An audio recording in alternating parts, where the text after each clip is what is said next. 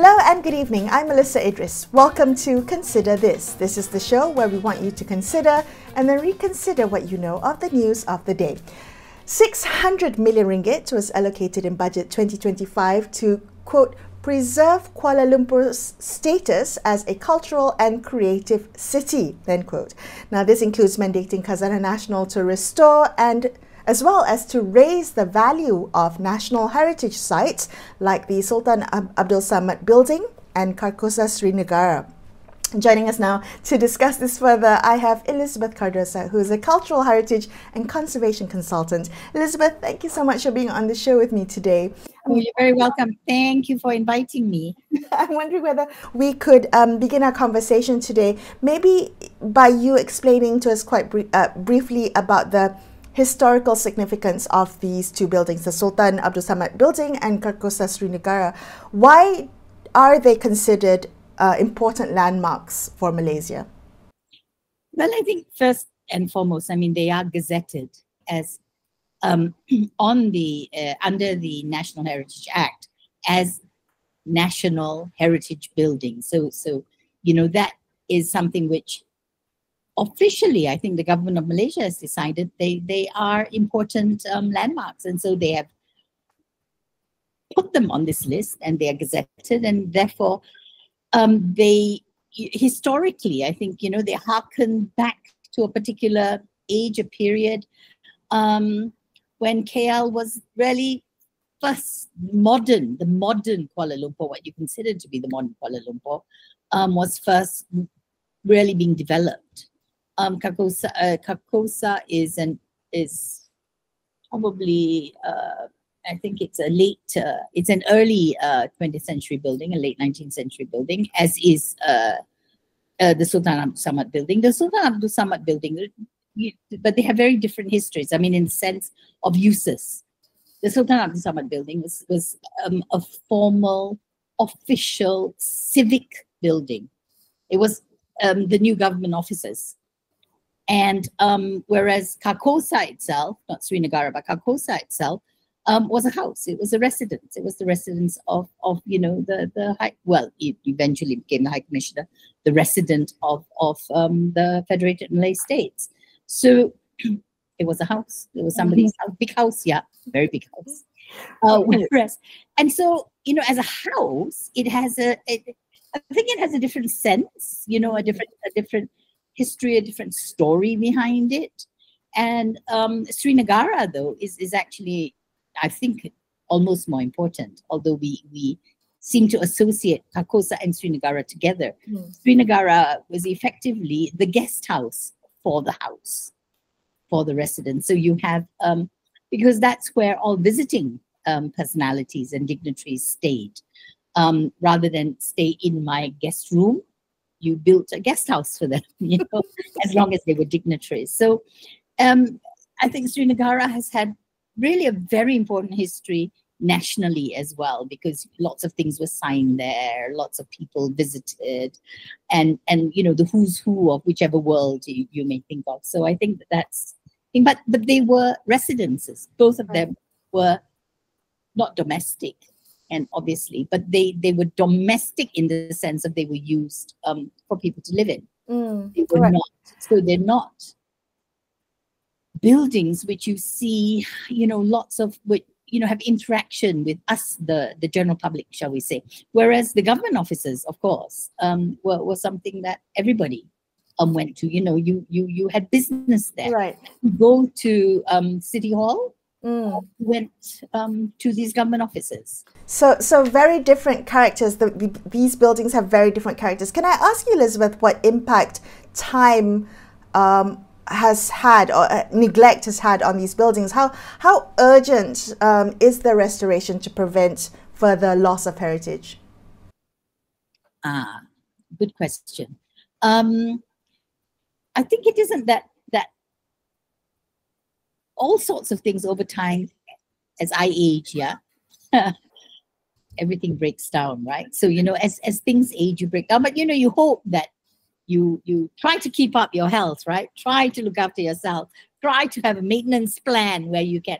And if you had that alongside aging, you manage the aging process, and you manage it in such a way that the buildings continue to survive and to prosper.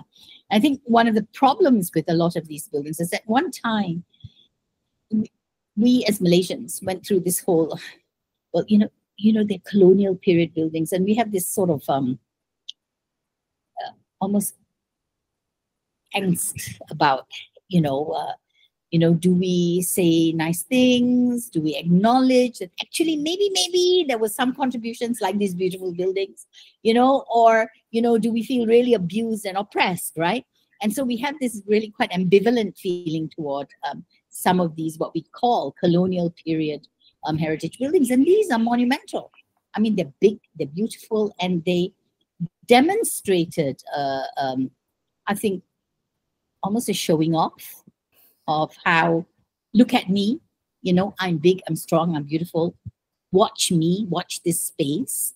And I think that if you look at the Sultan Abdul Samad building, imagine when it was built, okay, it started being constructed in the mid-1890s and was completed in 1897.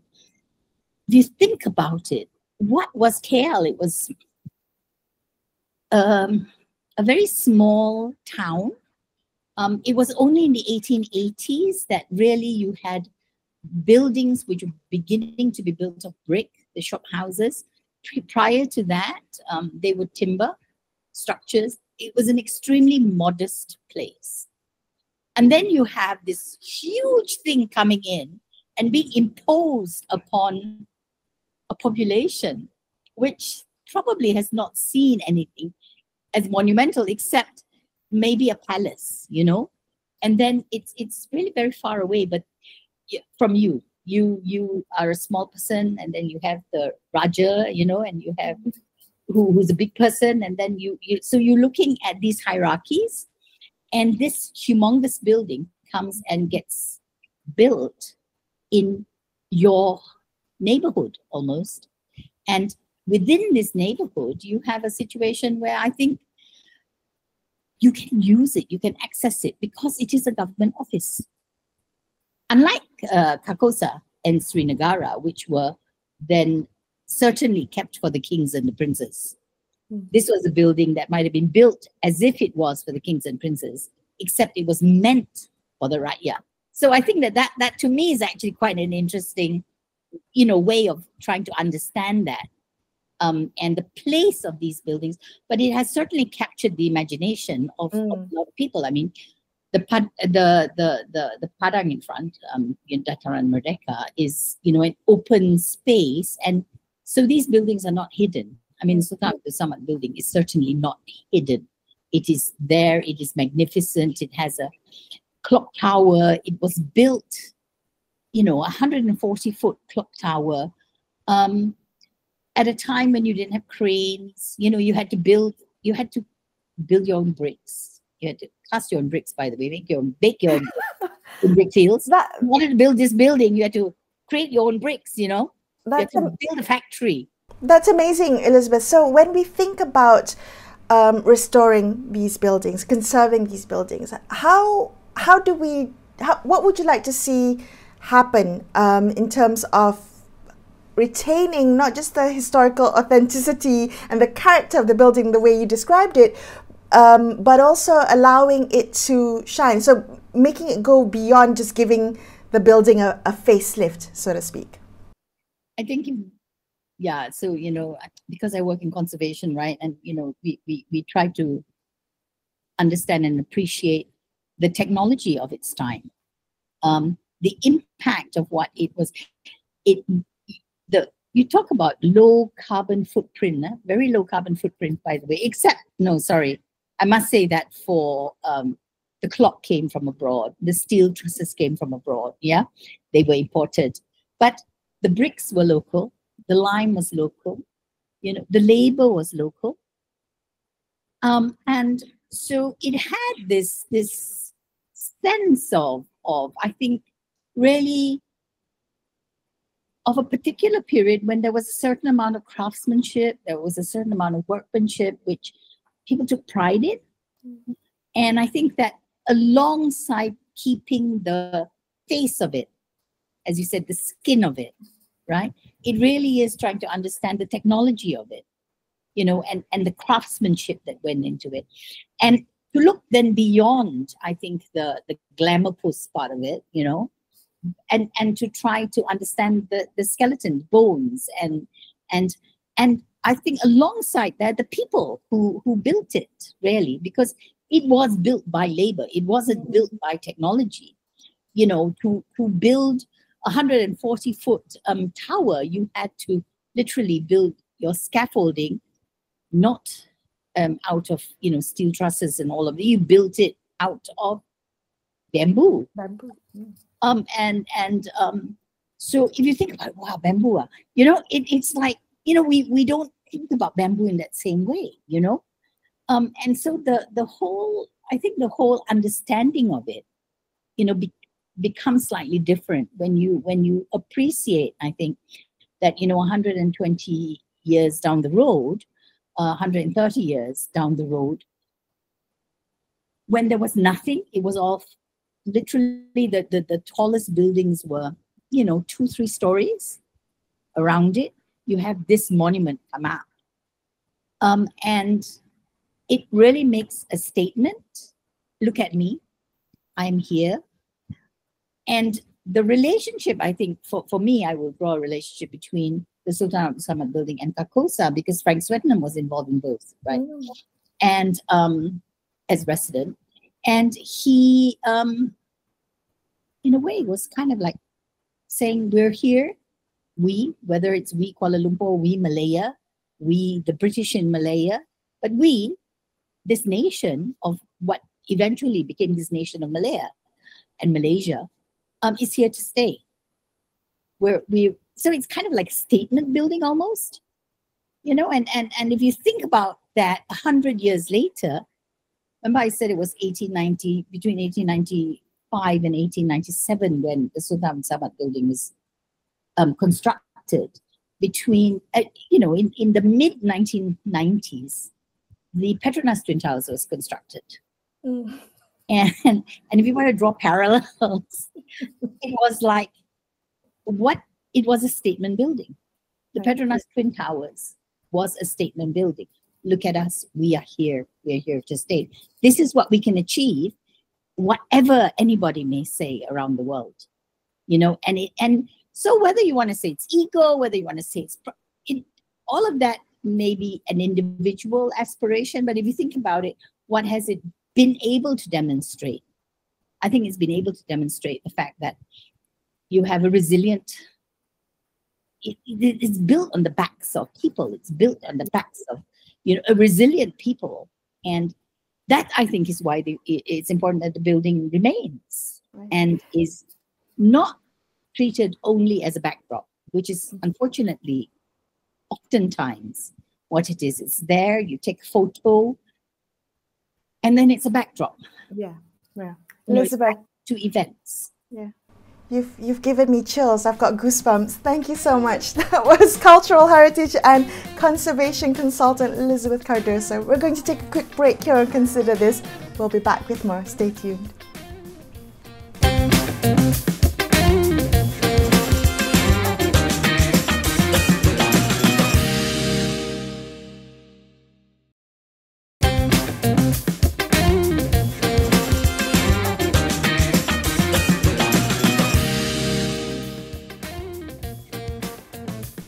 Hi, welcome back to Consider This. I'm Melisa Idris. Let's continue our conversation about the allocation under Budget 2025 to, quote, preserve KL's status as a cultural and creative city. This includes restoring the Sultan Abdul Samad buildings and Carcosa and Seri Negara. Joining us now is Dr Shuhana Shamsuddin, who is the founder and first president of the Malaysian Urban Design Association, better known as PEREKABANDAR, which is a registered NGO that's championing good urban design practices with aspirations to reclaim the character of Malaysian cities. Dr. Shuhana, good to have you back on the show with me again. How do you think that buildings like these, like the Sultan Abdul building, like Carcosa and Seri Negara, all of that contribute to KL's cultural identity today. I'm just wondering what we think about when we want to create KL as a creative and cultural city. Okay, again, thank you, Melisa, for asking me to join in. Now, the two buildings mentioned is actually buildings of national significance as far as heritage is concerned.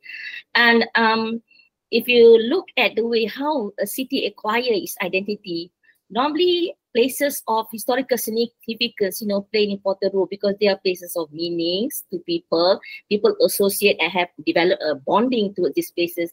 And they are the places that best associated with the identity of the place. So these two cities are actually covered in the KL Heritage Trail Master Plan. And Bangunan Sultan Samad also happen to be in the KL Creative and Cultural District Master Plan by Think City. And also they are included in the Primary Heritage Zone by the Department of National Heritage, Jabatan Warisan Negara. And this lead to the problem. Because as far as implementation is concerned, when you have three different plans, three different sets of policies and strategies overlapping on the same area, then we will find problem as in terms of implementation. In the sense, which one takes precedence? Which plans do you give priority? Because the KL Heritage Trail Master Plan is actually developed to tell the story of KL based on 4 storyboards from the early beginnings of KL before the colonial period, and then comes the colonial period where you find all these buildings like Bangunan Sultan Abdul Samad and Carcosa Seri Negara, and then the pre-independence and the post-independence period. So there are 13 heritage trails where these 2 buildings are located. Like Carcosa Seri Negara is in the Taman Lake Garden heritage trail. And Bangunan Sultan is actually in the civic district zone. But the problem is when the Think City developed their creative and cultural city master plan, this Bangunan Sultan Samad building is also located in their master plan. And so there is some contradicting policies as far as the heritage trail master plan requires that each of the heritage trails have developed a thematic character towards the area so that it is consistent with the storyline, like I said, the storyboard. But in the city, Think City Creative and Culture District Master Plan, they were talking about how to create the district to be vibrant through cultural activity and so forth.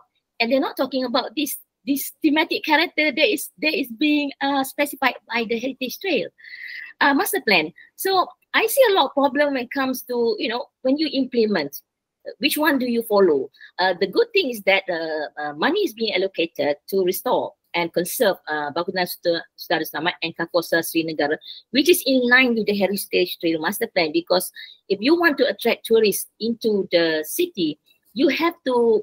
Tourists don't come to see the shopping complexes. They don't come to see the modern contemporary buildings. They come to see the heritage, the culture, because this is the more authentic aspect of the city, which gives the identity. So restoring and conserving the heritage buildings like these 2 buildings is very important for us to showcase our history of KL, and also to showcase some of the best architectural legacy during the growth of KL. But my concern is more on the implementation when you have several sets of master plan policies covering the same area. And I think some kind of consolidation needs to be done on these different plans. So which one takes priority and which one should be supporting it. Dr. Shuhana, help me understand the conflict. So when we try to balance, say with all the competing master plans that you pointed out, if we were to try and balance creating this vibrant environment for a creative and cultural district versus telling a story and highlighting the heritage values of these buildings, is that in conflict with each other? Can it be melded into the two. How do you see that happening, and how do we strike the right balance? Yeah. Okay. In order to respond to the thematic character of these heritage trails, all the strategies to improve the streetscape, the townscape, or even any improvement to the existing building stocks must be in line with the character and the themes, set by the heritage master plan, so that the storyline is very clear. For example, Bangunan Sultan is in the historic, is in the civic district. The civic district means there are buildings of formal use, key buildings. They were the legacy of the British administration during the colonial period and so forth. So the landscaping, any treatment must reflect that character. So the same goes with the Carcosa Seri Negara, because it's in the Lake Garden Heritage Trail. The Lake Garden is is of heritage value because it's the first park was created, to provide recreational needs and also as a retreat for the urban population at that time. But our main concern at PEREKABANDAR is that we should focus on good urban design. For example, good designing of the buildings and new buildings and places that's going to take place. Along with the conservation or restoration of the historical buildings, but they must be based on good design, not for cosmetic purposes. You mean, or short-term values? Like I see that a lot of the placemaking exercise is actually focusing on tactical urbanism instead of good urban design. Tactical urbanism means short-term solution which gives very fast results, such as doing murals, doing instant landscaping, do facelift, which is very fast done, rather than actually restoring or designing buildings. One thing that there is not really focused is actually to control the fascia boards, the billboards along the streets, because we are so distracted by the advertisement of the building that we cannot really focus on the architecture, the good architecture of this heritage building. I think if you look at the best practices in the world, usually in heritage places, like they control the facade in terms of the advertisement board or billboards, so that they do not hide, do not screen the architecture of the building. I think this is something need to be done. Can I ask you to elaborate, when you think about incorporating good urban design practices into a restoration of historical buildings like this, what would you like to see? What would PEREKABANDAR like to see prioritized with the allocation that's given? Okay, I think the allocation should not just focus on conserving or restoration works of the building, but also to improve the streetscape and the townscape, so that you create places and environment. One of the major criticism or the comments made by visitors to KL is that the historic core, which is historic districts, are not walkable. I mean, tourists, sometimes feel, not just tourists, I think even locals like us, when you walk in it's so difficult to walk safely and comfortably. And if you look at the pedestrian walkway, there's so many levels that's cannot be negotiated, by wheelchair or even by strollers and so forth. And some of the materials used, are not suitable for paving because they're so slippery or so uneven, so forth like that. I think attention to details is needed here, not just to provide facilities, but they have to be done with quality, good quality. Dr. Shuhana, it was announced that the plan also included a multi-story bridge to link Carcosa Seri Negara with. Yes, that was. I think many people ask me, what does PEREKABANDAR think about it? Yeah. I reserve my comment for the moment until I see the design, because I can see the reason why they need to improve the accessibility of Carcosa Seri Negara. At the moment, it's like a dead end. It's very exclusive. It's like, and the whole idea when they built the building is for that purpose. It's to house the government officials. They don't want people to crowds to come to that kind of places where they want peace and recluse. But now that it becomes one of the heritage buildings, it's part of the heritage area, and we want people to patron and visit the buildings. If it's open to the public, then we have to improve the access. If it's meant for pedestrian linkages, I think they have to do it sensitively, in the sense that this is an area with high quality natural environment. So we don't want to destroy the value of the place, you know, and the views, you know, by designing bridges that is just done, you know, for the purpose of just linkages. It has to be done sensitively, using the materials that is in harmony with the natural environment and the quality of the place. So it can be that. That's why I said I cannot for sure say that until I see what kind of design are they doing. But I can see the reason why they need to improve the access. Maybe pedestrian access, but I think if it's for vehicular accessibility, if the bridge for vehicular access, I think it will disturb the serenity and the peaceful environment of the place. But for pedestrian access, it's probably feasible, but with good design. Dr. Shuhana, thank you so much for speaking with me. That was Dr. Shuhana Shamsuddin from PEREKABANDAR, wrapping up this episode of Consider This. I'm Melisa Idris, signing off for the evening. Thank you so much for watching, and good night.